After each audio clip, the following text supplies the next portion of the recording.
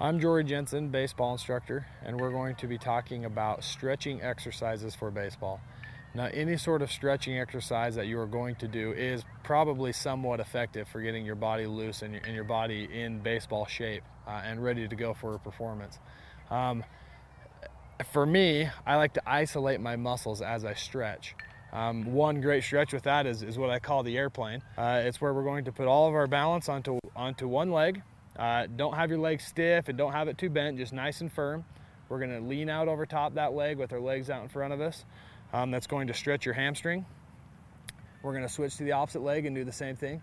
We're going to go back and forth and do that 6, 7, 8 times with each leg till you get a good stretch. That should stretch your hamstrings well. Another stretch I like is we're going to spread our legs and we're going to go in a big wide circle all the way around, nice and slow, not too fast. This circle is going to stretch our hamstrings all the way through as well as down through our calves. You should feel a little, even a little stretch through your back.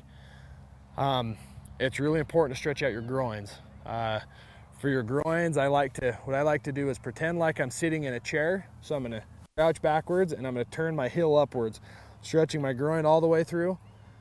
This is going to stretch the muscle through the leg. Also a little bit through your hamstrings, your quads. And then we're going to, after we do that stretch, we're going to cross over top and we're going to crouch down. This is going to stretch out your hip flexors.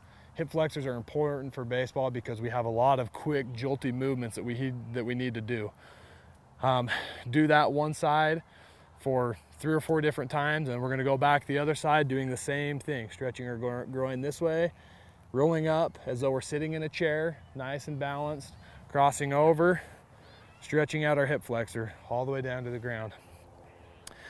Now in baseball, it's also important to stretch out our arms. With our arms, I like to do arm circles, small going forwards, as well as small going backwards until they get bigger and bigger.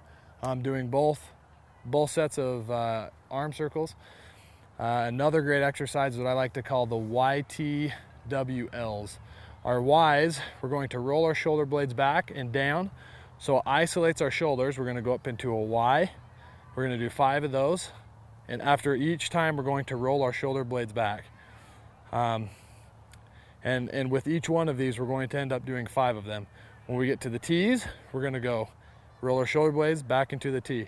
It's important not to overextend past your body. If you would like, you can do it against a wall so that your arms can't go any further than just straight with your body.